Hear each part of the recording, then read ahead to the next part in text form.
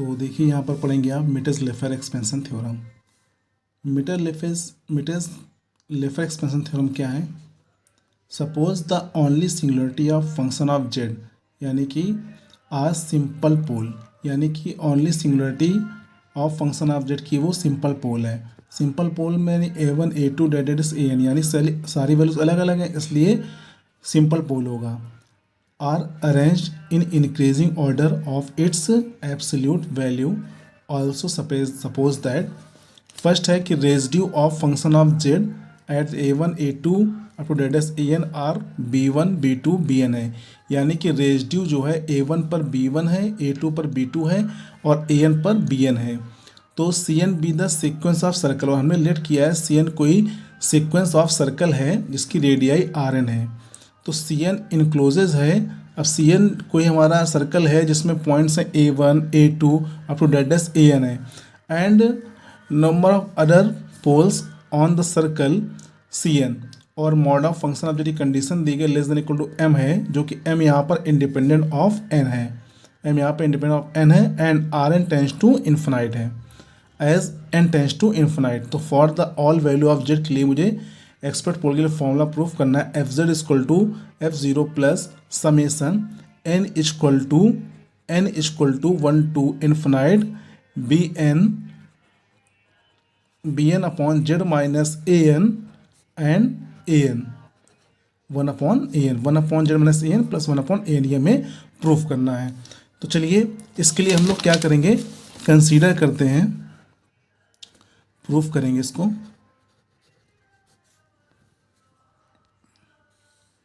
Proof करेंगे, consider the integral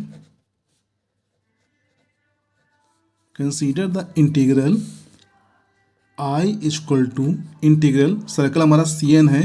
तो इसलिए ICN लिखेंगे इसको, और यहाँ पे ft upon t minus Z. यहाँ पर z क्या है, z कोई एनी पॉइंट है, z being any point, let कर लेंगे z being any point, z हमारा कोई पॉइंट है, एनी पॉइंट जो एक्सेप्ट करता है पोल को इनसाइड द सर्कल,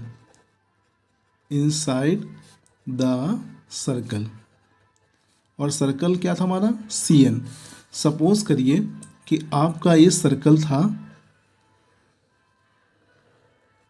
ये हमारा कोई सर्कल है, और सर्कल में ये हमारा x एक्सिस है और ये हमारा y एक्सिस है,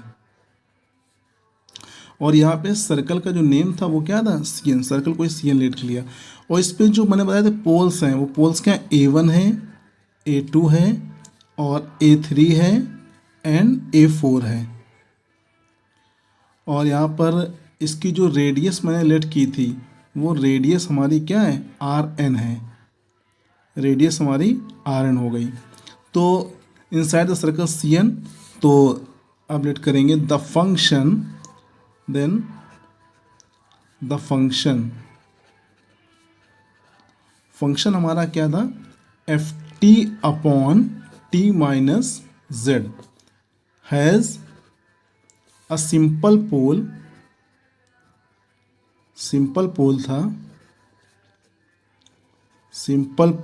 eight t equal to Z. क्योंकि देखिए मैंने बताया था पोल फाइंड करने के लिए क्या करते हैं, डिनोमिनेटर को हम जीरो करते हैं। अगर डिनोमिनेटर को यहाँ जीरो करेंगे तो t minus Z equal to zero करेंगे तो हमारे यहाँ पे t की वैल्यू क्या आ जाएगी, z। तो अगर t की वैल्यू z आ गई तो ये सिंपल पोल होगा। अब आएंगे एविडेंटली एनी पोल, किसी पोल के लिए any pole of function of t is a pole of, वो पोल होगा हमारा, is a pole of ft upon t minus Z, जो कि मैंने फंक्शन को लेट किया था। But ft has a simple pole,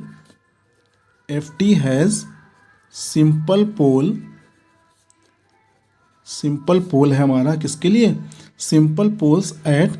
t equal to, अलग अलग वैल्यूज थी, मैंने बोला था a1 a2 a3 an है, तो a1 है कॉमा a2 है up to date dash an है। अब तो हेंस तो F T upon T minus Z has simple poles eight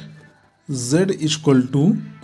simple as z पर होगा, और अगर n तक गया गया तो सपोज कर लें हम यहाँ पर am लेट कर लें, z कॉमा am, जहाँ पर m इक्वल टू क्या है, m इक्वल टू हमारा दिया गया 1 2 3, तो यहाँ पे a1 हो जाएगा, a2 हो जाएगा, a3 हो जाएगा। तो अब हम फाइंड करेंगे रेजिड्यू। तो रेजिड्यू क्या है, residue of F T upon T minus Z की रेजिड्यू अगर हम फाइंड करें किस पे, एट जेड पे, तो वो क्या होगी, वो होगी limit T tends to Z, क्योंकि जिस पे फाइंड करते हैं उसके लिखेंगे टी टेंस टू जेड, और यहाँ पे क्या लिखते हैं टी माइनस जेड, यहाँ पे फंक्शन ऑफ जेड होता है। फंक्शन ऑफ जेड क्या है मेरा, F T upon T minus Z. तो यहाँ पे टी का फंक्शन है, इसको हम लोग टी ऑफ जेड लेट कर सकते हैं, इसको हम लोग टी ऑफ जेड लेट कर सकते हैं। तो लिखेंगे अब रेजिड्यू, अब फाइंड करेंगे residue of T upon function of T upon T minus Z, T upon T minus Z at A M. अब हम लोग ए एम पर फाइंड करेंगे। तो ए एम के लिए क्या होगा, ए एम के लिए लिमिट लगेगी T tends to A M, T tends to A M, T minus A M, और यहाँ पे हो जाएगा एफ टी अपॉन फंक्शन जो था टी माइनस जेड। तो इसको इक्वल में हम लोग लिखेंगे, तो ये आ जाएगा हमारा equal limit T tends to A M, और यहाँ पे था टी माइनस ए एम, और अगर हम मल्टीप्लाई क्या था एफ टी को हम ऐसे ही नोट कर दें, और नेक्स्ट ब्रैकेट में लिमिट को दो पार्ट में ब्रेक कर दें, नेक्स्ट में कर दें limit T tends to A M, और अब बचा हमारा 1 अपॉन टी माइनस जेड, यानी कि मैंने को अलग अलग ब्रेक कर लिया, एफ टी और टी माइनस जेड को नेक्स्ट वाले फॉर्म में कर दिया। तो यहाँ पर देखिए इक्वल टू, अब क्या आएगा, इसको हम लोग मान लें बी एम, अगर हम इसको क्या मान लें, इसको हम बी एम लेट कर लें, तो यहाँ पर बी एम लेट कर लें, कट कर लेंगे, तो यहाँ पर क्या होगा, टी की वैल्यू ए एम पुट करेंगे जब, तो बी एम अपॉन आ जाएगा A M minus Z, A M minus Z हो जाएगा। अब हम लोग क्या करेंगे, बाई कॉची इंटीग्रल फार्मूला लगाएंगे, कॉची इंटीग्रल फार्मूला हम लोग जानते हैं कि लाइन इंटीग्रल हम लोग सी एन के लिए फाइंड करना है, F T upon T minus Z, और डी जेड यहाँ पे टी का फंक्शन है तो टी टी हो जाएगा। तो D T equal to formula मैंने बताया था 2 पाई आई होता है सम ऑफ द रेजिड्यू, तो यहाँ पर आया 2 पाई आई, और सम ऑफ द रेजिड्यू का मतलब है रेजिड्यू एट किस पे, residue at Z comma A one comma A two और comma dot dot dash A N तक गया था रेजिड्यू। तो देखिए 2 पाई आई हो जाएगा यहाँ पर, और फंक्शन ऑफ जेड के लिए पहले तो, और फिर प्लस दूसरे मैंने बताया था कि ये तो जेड के लिए हो गया, फंक्शन ऑफ जेड, बाकी के लिए क्या लिखेंगे, बाकी के लिखेंगे M equal to 1 to n, 1 से n तक, और यहाँ पे लिखेंगे B M upon A M minus Z, जो कि हमारा ये फंक्शन आया था, क्योंकि देखिए यहाँ पे अगर 1 पुट करेंगे तो b1 upon a1 minus Z, a1 a2 a3 n तक गया है, तो इसको हम इस फॉर्म में नोट कर देंगे। अब 2 पाई आई हम लोग क्या करेंगे, याद देखिए 2 पाई आई, तो इसका अगर हम वैल्यू फाइंड करें तो क्या आएगा, 1 अपॉन 2 पाई आई लाइन इंटीग्रल सी एन, और यहाँ पे था function of T upon T minus Z, T upon T minus Z, और ये हो जाए डी टी इक्वल टू, यहाँ पर क्या बचेगा, एफ जेड बचेगा, और प्लस हो जाएगा summation m equal to 1 to n B M upon हो जाएगा A M minus Z, B M upon A M minus Z आ जाएगा। इसको हम इक्वेशन फर्स्ट लेट कर लेते हैं। अब हम लोग सपोज करेंगे कि function of T is analytic, function of T हमारा क्या है, एनालिटिक है, फंक्शन ऑफ जेड हमारा क्या है, एनालिटिक है, किस पे, एट टी इक्वल टू 0 पे, टी इक्वल टू 0 पे है तो पुट करेंगे z equal to 0 in first equation में हम जेड इक्वल टू 0 अगर पुट कर दें तो यहाँ पर हो जाएगा 1/2 पाई लाइन इंटीग्रल सी एन, और यहाँ पर क्या था FT/T माइनस जेड, और dt था इक्वल टू में यहाँ 0 पुट करेंगे जेड की जगह पे तो F0 हो जाएगा, और plus summation m equal to 1 से n, और यहाँ पे हो जाएगा BM/AM माइनस जेड की वैल्यू 0 थी तो 0 हो गया। अब इसके बाद इसको हम लेट कर लेंगे इक्वेशन सेकेंड लेट करने के बाद सब्ट्रैक्ट करेंगे हम, subtracting equation second from first करते हैं, सेकेंड फ्रॉम फर्स्ट से सेकेंड को माइनस कर देंगे तो देखिए क्या आएगा। हमारा फर्स्ट इक्वेशन क्या लिखा हुआ है, ये लिखा हुआ है, और सेकेंड इक्वेशन ये लिखा हुआ है। तो हम लोग देख रहे हैं क्या बचेगा, 1/2 पाई लाइन इंटीग्रल, और यहाँ पे देखिए यहाँ पे FT/T माइनस जेड था, यहाँ पे भी FT/T माइनस जेड है। ये दोनों हमारे पास क्या है, सेम है, यानी t की वैल्यू अगर हम 0 पुट कर देते हैं, चलिए देखिए तो क्या आएगा। यहाँ पे अगर z की वैल्यू 0 हो जाती है, चलो पहले इसको नोट कर लेते हैं। तो FT/T माइनस जेड, ये तो दोनों सेम फंक्शन है, बट हमने यहाँ पे 0 पुट किया था, तो 0 पुट करेंगे तो यहाँ पर ये z माइनस 0 यानी t बचेगा, तो हो जाएगा FT/T माइनस जेड और माइनस FT/T, ये हमारा आएगा। और यहाँ पर था साथ में dt चल रहा था, इक्वल टू में यहाँ पे FZ था और यहाँ पे F0 था, तो लिखेंगे FZ माइनस F0, और प्लस में क्या बचा, summation m equal to 1 to n था, और दोनों में समेसन सेम है, इसलिए लिखेंगे उसको BM/AM माइनस जेड, और यहाँ पर था BM/AM, ये आया। तो अब आगे सॉल्व करेंगे, यहाँ पे 1/2 पाई आई हमारा बाहर ऐसे ही रहेगा और लाइन इंटीग्रल के साथ आएंगे।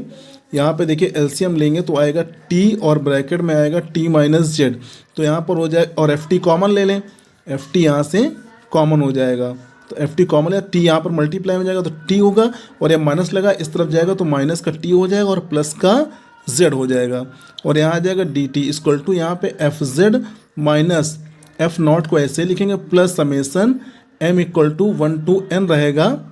Summation m equal to 1 to n रहेगा।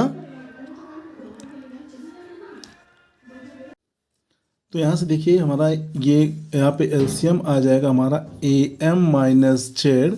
एंड AM, और यहाँ से कॉमन क्या है, BM हमारा कॉमन हो गया, तो यहाँ बचेगा AM माइनस यहाँ पर हो जाएगा AM प्लस जेड, AM से M कैंसिल, यहाँ से T से T कैंसिल, तो आएगा हमारा 1/2 पाई आई लाइन इंटीग्रल, यहाँ पे बचेगा Z/T bracket of T minus Z,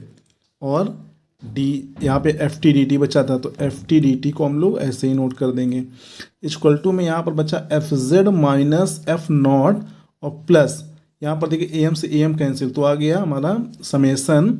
m equal to 1 to n, और यहाँ पर बचा Z/, यहाँ बचा AM माइनस जेड, और इनटू में था AM, और यहाँ पर साथ में मल्टीप्लाई में चल रहा है BM। तो चलिए हम लोग क्या करेंगे, taking modulus on both side लेंगे, टेकिंग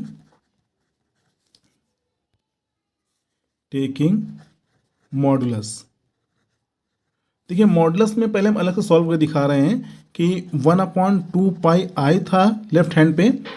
और लाइन इंटीग्रल CN था सर्कल हमारा, और यहाँ पे था ZFT/dt यहाँ पर था T minus Z into T। इसका अगर हम लोग क्या फाइंड करें, मॉडुलस, तो क्या होता है कि लेस देन इक्वल टू में आता है, मॉड ऑफ सेपरेट होता है, जैसे कि 1/2 पाई आई में अलग मॉड ऑफ लगेगा, फिर लाइन इंटीग्रल CN आ जाएगा, फिर उसके बाद मॉड ऑफ Z में लग जाएगा, Z का फंक्शन है, फिर FT में मॉड ऑफ हो जाएगा, FT यानी फंक्शन ऑफ T में हो जाएगा मॉड ऑफ, और इसके बाद चलिए तो यहाँ पर देखिए इसको जरा यहाँ लिखते नीचे, लेस देन इक्वल टू में क्या होगा, आएगा 1/2 पाई आई, इसमें मॉड ऑफ लग जाएगा, फिर लाइन इंटीग्रल CN हमारा ऐसे ही रहेगा, और उसके बाद मॉड ऑफ Z हो जाएगा, मॉड ऑफ FT हो जाएगा, मॉड ऑफ DT हो जाएगा, और अपॉन में क्या था, मॉड ऑफ T हो जाएगा, और mod of T minus Z था, mod of T minus mod of Z हो जाएगा, सेपरेट हमारा लग जाएगा। तो अब लेस देन इक्वल टू होता क्या है, मॉड में अगर आई का मॉड 1 होता है और 2 पाई हमारा रियल है तो इसको ऐसे ही नोट कर देंगे 1/2 पाई। और मॉड ऑफ जेड की वैल्यू देखो थ्योरम में मैंने बताई थी कि मॉड ऑफ जेड की वैल्यू जो है वो less than equal to M है, तो उसकी वैल्यू हम पुट कर देंगे। चलिए तो यहाँ पर हो जाएगा एम, यहाँ पर हो गया हमारा एम हो जाएगा। मॉड ऑफ जेड हमारा मॉड ऑफ जेड की वैल्यू एम हो गई। और यहाँ पर देखिए था क्या, मॉड ऑफ एफ टी,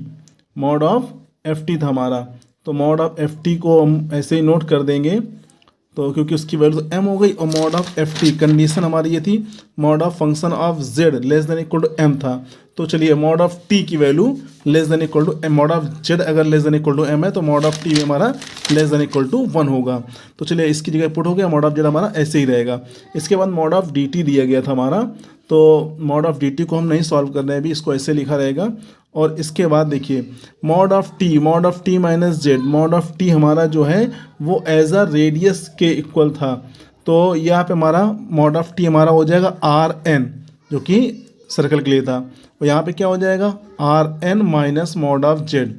और ये हो जाएगा हमारा मॉड ऑफ डी टी हमारा बचेगा लाइन इंटीग्रल के अंदर, जो लाइन इंटीग्रल हमारा लगा था लाइन इंटीग्रल सी एन, और बचेगा मॉड ऑफ डी टी। तो D T mod of D T हमारा जो बचा,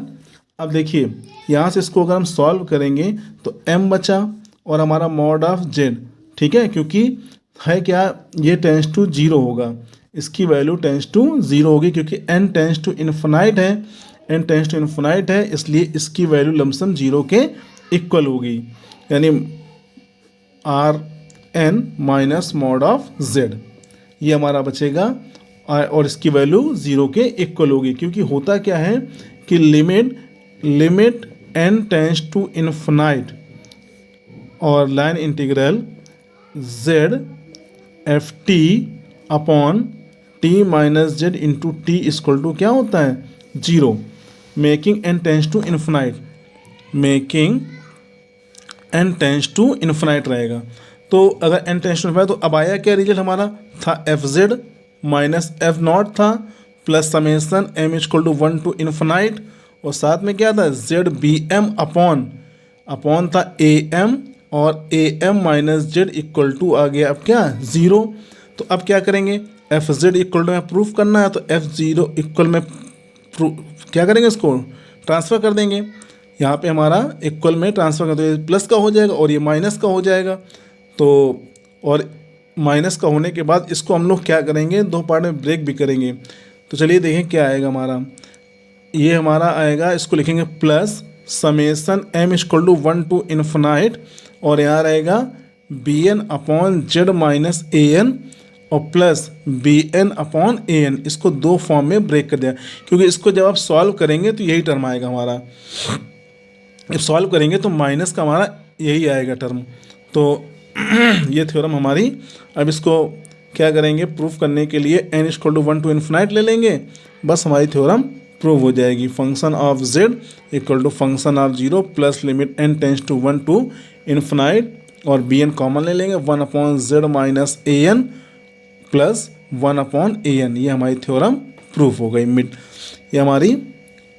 थ्योरम जो थी वो प्रूफ दैट हो गई, जो कि हमारी थी मिटज लेफर थ्योरम।